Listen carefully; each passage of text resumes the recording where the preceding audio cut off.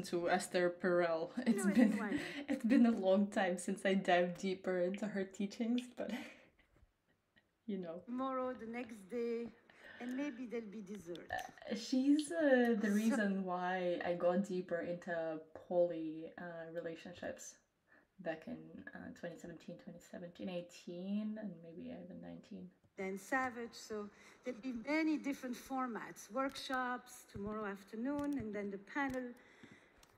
And here is where I want to start with you for a moment. I learned how to edit my videos in the end because I end my videos and don't post them when I either clash on the face of someone that asks me not to feature them in the story and face-wise, and or I clash into some of the very sensitive information. This one ended on me clashing on sensitive information, and finally I found out an easy way to edit the videos. You're crying on someone else's shoulder and you know you can really let go because they're there to sustain you. Or a moment when you are saying goodbye to a dying member of your family and you know that you're holding each other all the way to the last breath. Or a moment when you're holding a newborn in your arm. A place where you just felt, I'm enough. I'm enough. There's nothing more needed in this moment. Nowhere I feel I'm enough in the bathtub. Trusting it's with a good amount of salt. Dependable. That's the only place. Good. And when you have that moment, what was it like for you? Just very briefly, what stood out about that moment for you? Water. And how did you experience it in your body? Grounded. What does it feel like? We're back in Claris. Physically, when we embody security, trust, safety, familiarity, continuity, belonging. Hold it. And walk with me to the other side of the spectrum of life. And think of a moment, an experience that you had, where you experienced a deep sense of adventure, of novelty. More and more transactions are conducted through digital finance, e-commerce, and social platforms. It is also a time of distrust. Around 3 to 5% of all transactions end in a dispute. People demand to be treated fairly wherever they have a claim, be that with a platform or other users. Kleros is a justice-as-a-service platform for this new economic era. Plug your platform into Kleros, send cases, and receive fair rulings back. Efficiency and transparency in the process are guaranteed by collective intelligence and permissionless blockchain technology. Building a marketplace platform? Use Kleros to resolve customer disputes. Building a social platform? Use Kleros to moderate user content. Kleros brings trust and fairness to your online transactions. Yo, like how much more I need to curated advertise lists, gaming, Kleros in e-commerce, this story. insurance, oracles, they're all part of the bigger picture. Fast, affordable, and transparent justice. Amazing. Plug into Kleros now, free.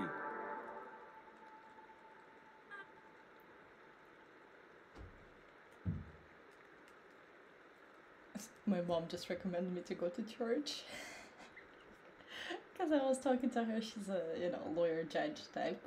And I was talking to her that my business is not lifting off.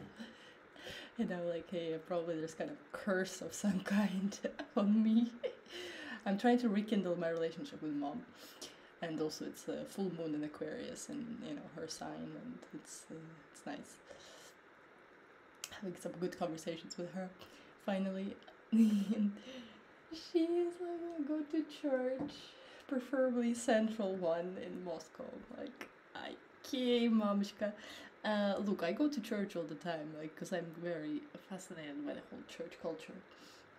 So I go and creep out there.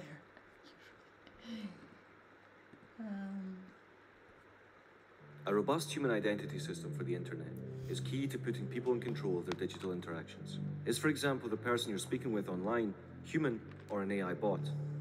We introduced Proof of Humanity, a social identity system for humans on Ethereum.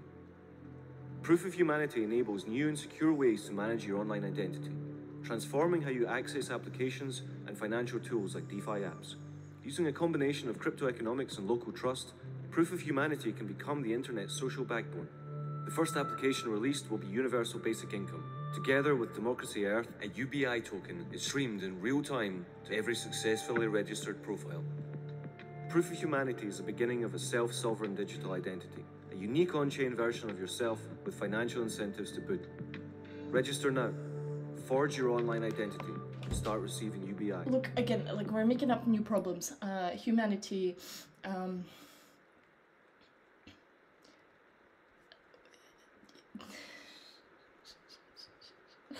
I don't know where to start to be able to like. Let's just watch this.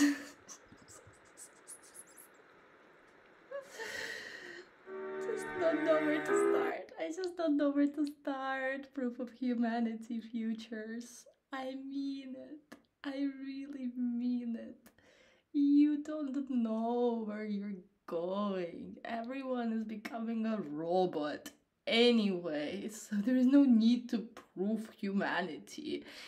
I will only know and be proven by you that you're human if you're offline. Meeting me in person, being able to touch me. Отвечать на ваши вопросы, ее уже касались. Хочется лишь еще раз обратить ваше внимание на эту важную тему. Как правильно поминать усопших?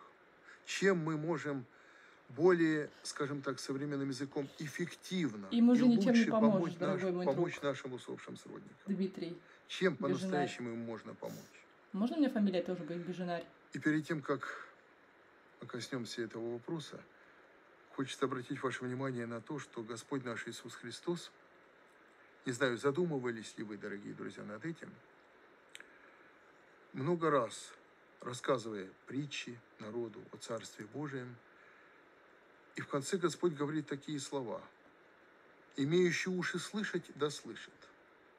Казалось бы, для чего? А на самом деле это очень важные слова, потому что Господь сердцевидит, знает нашу поврежденную грехом природу. Мы действительно таковы, дорогие друзья. Это отнюдь не оскорбление кого бы то ни было, это констатация факта. Это, если можно так выразиться, диагноз нашей поврежденной природы. Мы действительно порой слышим только то, что мы хотим услышать, и совершенно не слышим то, что слышать.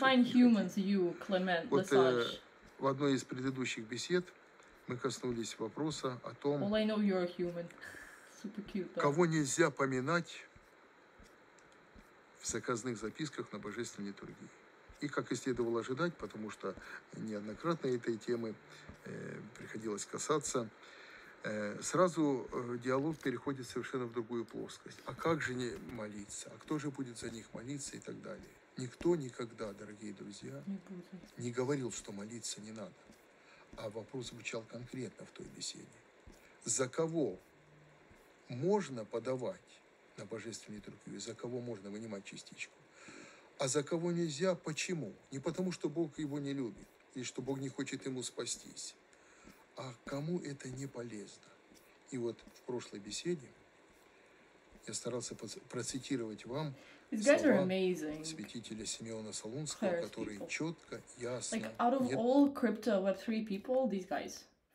не церкви, говорил, почему людям, которые живут во грехе и от греха отстать не желают, не хотят отстать от греховной жизни, такая жертва, приносимая за них, служит им во осуждение.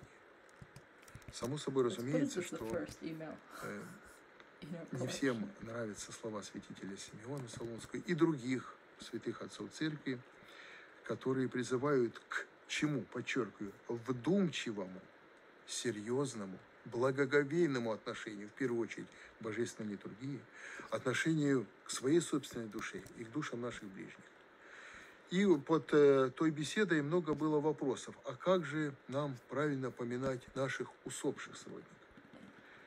Давайте сейчас постараемся на эту тему задуматься.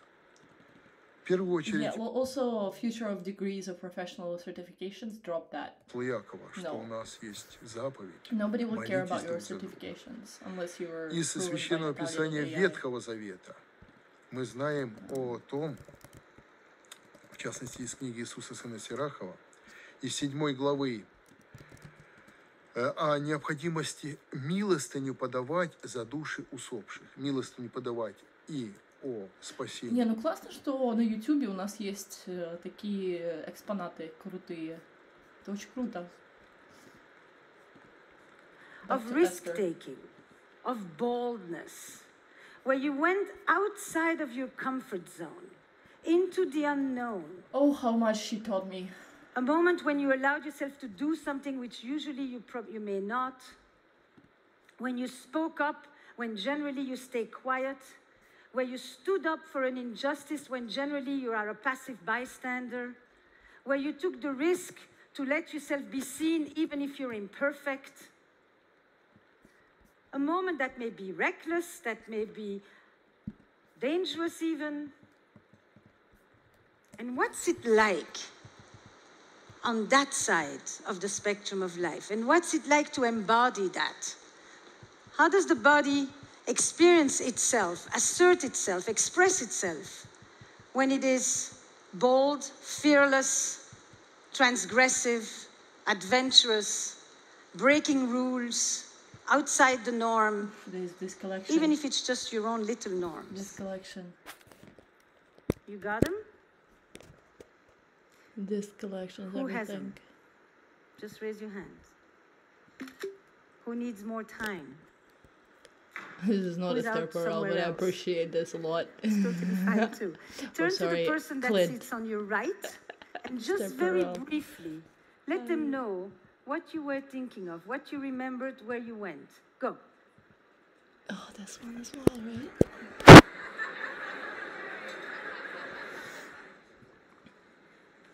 You see, every one of us here I want to see more comes into videos this on world Esther. straddling two sets of fundamental human needs. We all have a need for security, for safety, for dependability, for predictability, for belonging, for continuity. But we also all have an equally strong need, men and women and everything in between, for adventure, for novelty, for mystery, for risk, for the unknown, for discovery, for exploration.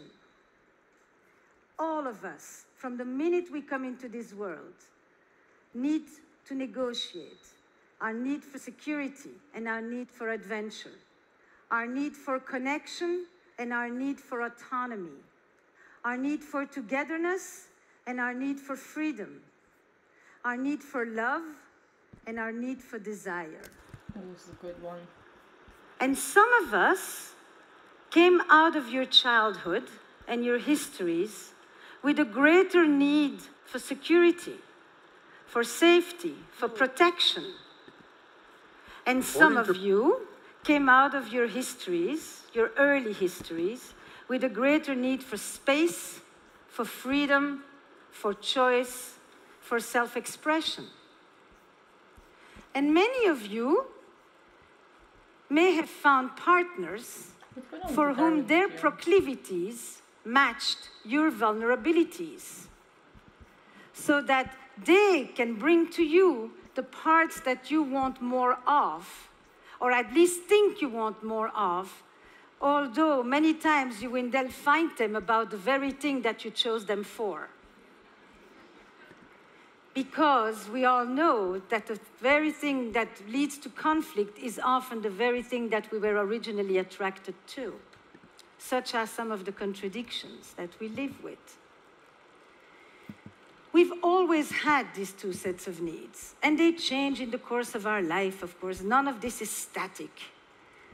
But what is utterly new is that romanticism and modern love has brought us to a situation where for the first time in the history of humankind, we want to reconcile them with one person and in one relationship and for the long haul, which means that we live twice as long.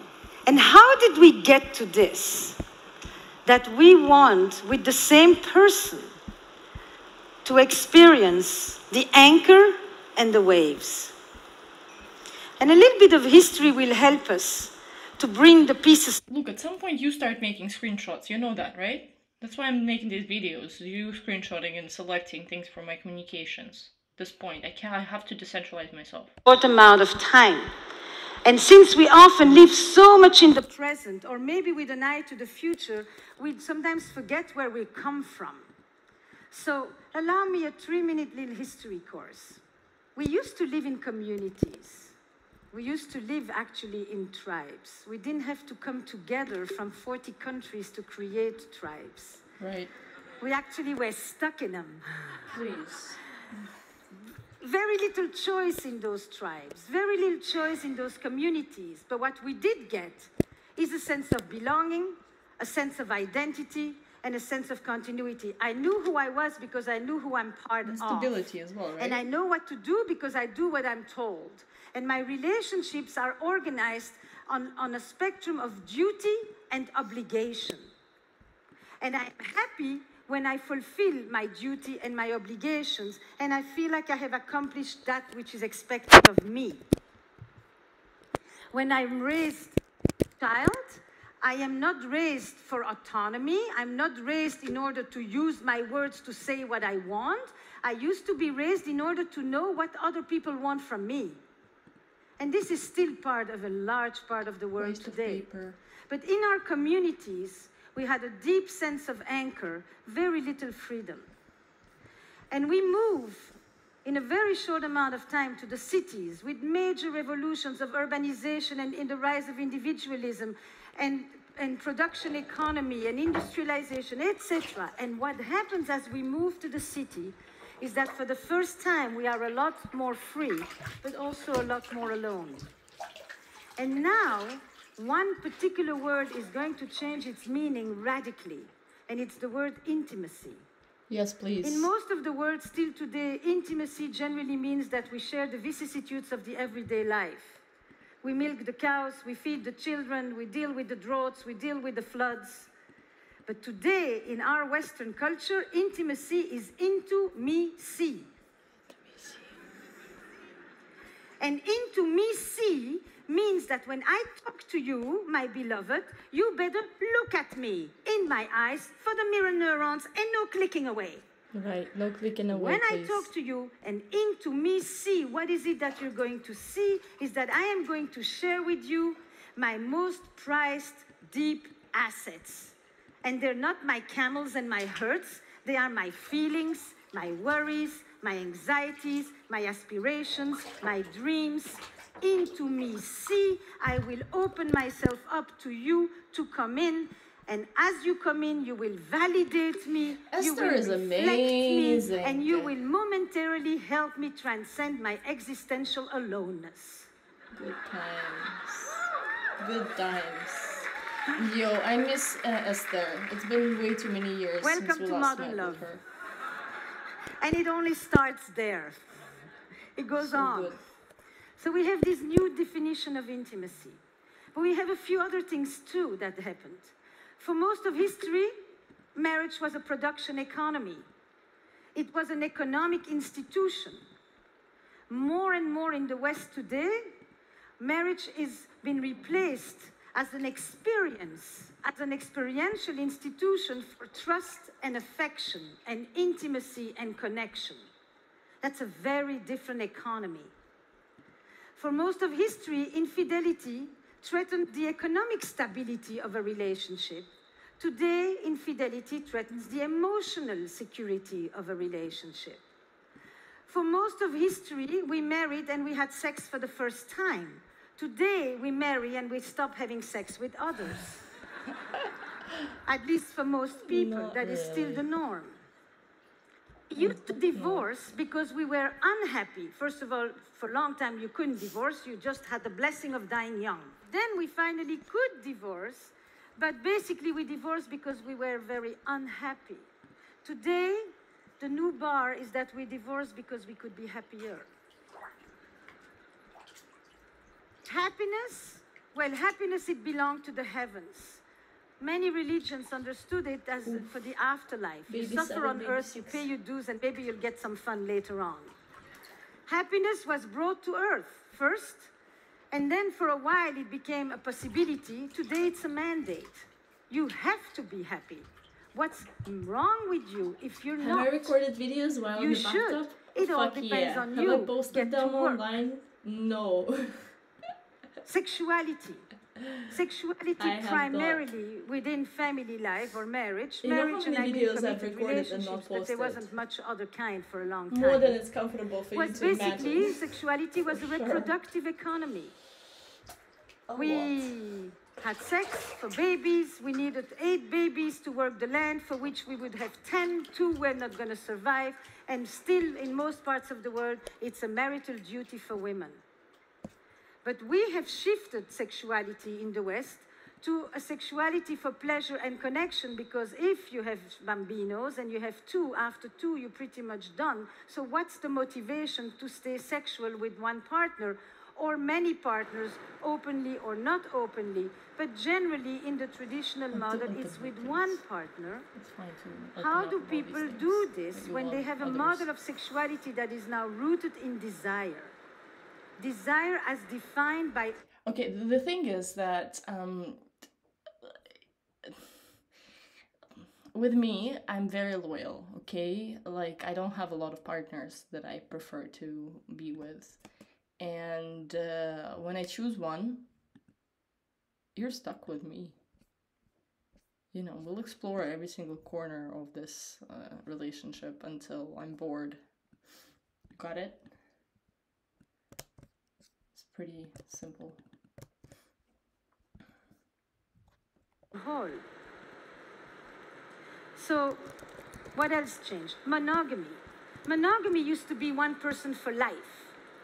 That was the definition of the fake. word. It does never At this happen. moment, monogamy is one person at a time. And people very comfortably tell you, I am monogamous in all my relationships. Yeah, sure. And it makes perfect sense. Ask your grandma, you know, or grandpa. So all these concepts that we think about have always been in flux. Actually, they have never been static. They've always evolved. They evolve across cultures, they evolve across religions, they evolve with the rise or the decline of egalitarianism, they evolve with the changing definitions of gender. They're not static. And we are in the midst of an overhaul around that. So desire has become the organizing principle of modern relationships in the West. In our families, in our careers, in our intimate lives, we want to feel desire. We want to feel that we own the story, that we are the authors of our story, that we get to edit the story, that we get to decide when the story needs to end the chapter and start a new one. We want that sense of mastery over our lives. We come to places like this to experience more of that. So what is this elusive thing called desire? And the million-dollar question around desire is, can we want what we already have? Which philosophers have dabbled with forever. And why is it that the forbidden fuels desire? And when you love, how does it feel? And when you desire, how is it different? And then Oh yeah, at some point we're gonna go through all the main museum shops. life. So I want to take us to a few of these questions, wherever we get, then we're going to have a conversation about all of this, and it will unfold, right?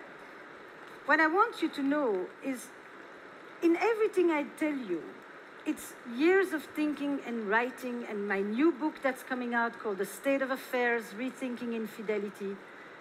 And even though sometimes I will sound confident, I am sure of absolutely nothing. I live the dilemmas that we all live.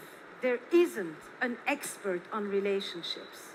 There are just people who have thought about it more and can put words to some of the paradoxes, to some of the longings, to some of the disillusionments, to some of the aspirations that we all have. So, when you love and you think about wanting to know the person, knowing the beloved, contracting the distance, minimizing the threats, having that deep connection, it lives on a different side than when you want. The verb for love is to have. The verb for desire is to want. And to want requires us sometimes to have a little bit of a psychological distance, a sense of otherness, a bridge to cross, something or someone to visit on the other side, so that in between me and you lies this tension called the erotic élan. And I began to think about this dialectic, this tension between closeness and space in terms of love and desire. And the question that I would ask is, I am most drawn to my partner when? Not sexually attracted only, just most drawn to. So what would you say if I ask you, It's the I'm only one most you drawn got? to my partner Please. when? There's much Give me more a few. of when. Please, We are give me more laughing clues. together. When he or she is making art. When we are traveling, when we are adventurous, when we are on the go, when we are exploring together, when we are discovering, that's traveling, right? When he's present, when we are dancing, Can when we she's please fully dance? self-expressed, when I connect to myself, when what? When we are not drunk, is that it? Drunk or drugged, which one was it? Ah, sorry, I thought that one was good too. Keep going. I'm drawn to my partner when? When she sings, heard and seen, when we are discussing, when I see him shining. How many of you would have that one, when I see him or her shining?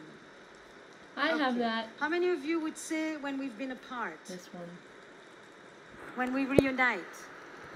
How many of you would say when I'm surprised in one way or another because what I'm seeing is different from the usual? And how many would say when I see him or her shining in the lights of others? What do Yeah? you mean by that? Huh? When others Taking praise them? risks. So the first one you're going to hear generally, even about being fully into herself, singing, dancing, traveling, what you're going to hear is that I'm most drawn to my partner when he or she radiates.